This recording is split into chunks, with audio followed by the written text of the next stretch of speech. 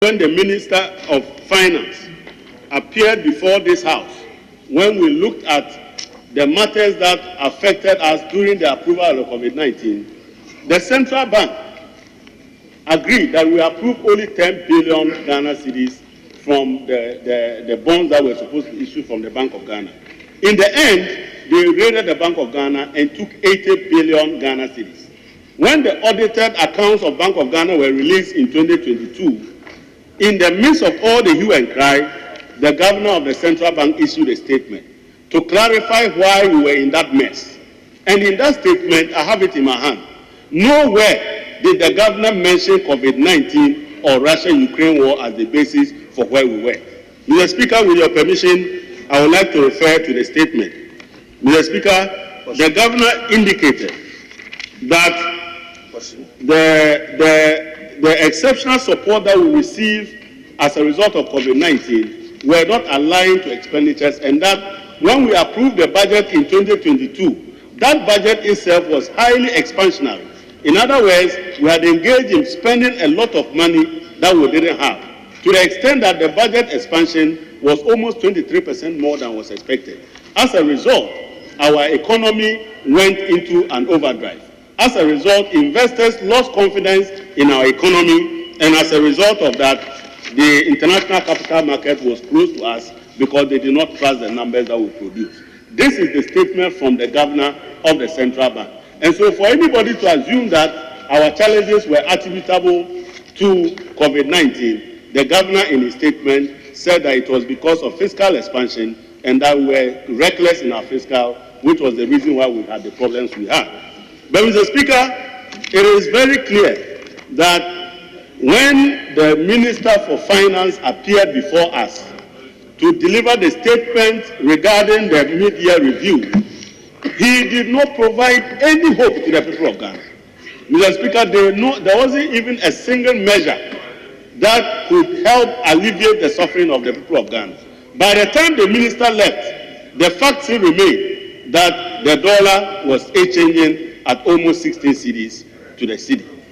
By the time he left, it was obvious that we were buying diesel at 15 cedis to the liter. By the time the minister left, the reality remained that they mismanaged this economy to register a depreciation in the cedi of about 54% in 2022.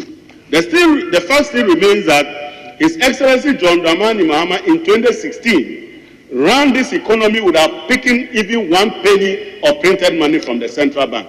Mr. Speaker, by November 2018, the government had already derailed the program of the IMF and was beginning to print money even way back in 2018. Mr. Speaker, this was against the Memorandum of Understanding that was signed between the Ministry of Finance and the Bank of Ghana. So clearly, the printing of money has been their stock of trade all this while. Mr. Speaker, when they appeared before us, they tried to create the impression that they had something new to offer. Mr. Speaker, I did not see anything new. It is the reason that even in the period that we find ourselves, where a lot of our youth are unemployed, you begin to see a government in power actually preying on the vulnerability of our unemployed youth. You move unemployment from 8% to 14%, and all you can tell the unemployed youth who are looking up to you to tell them how you create the jobs for them, to tell them how they will get the next meal.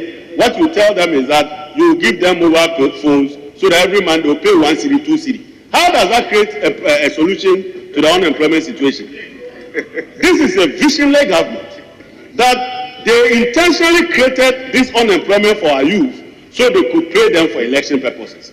Otherwise, why will you look the unemployed in the face and you are not telling them how you are getting them a job, but you are telling them you want to saddle them with a mobile phone so that they pay 1 cedi, 2 cedi every month?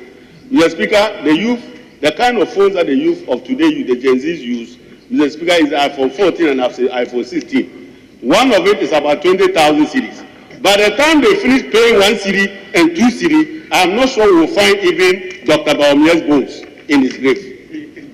Is that how you are going to run this economy? Quite clearly, this is a clueless group of people. No wonder when they tell you that they will build 32-seater toilet at Abobloshi, you should know that the next morning they are coming to evict you from Abobloshi so that they don't have to build those toilets. When they come to tell you that they are going to build the Kwalugu multipurpose dam, you should remember that they are only looking for avenue to steal that money. And the Auditor General has already explained to us that over $11 million, over $11.9 million, almost $12 million, has been spent on Kwalugu, and when you go there, there is not even a stone that has been dumped there.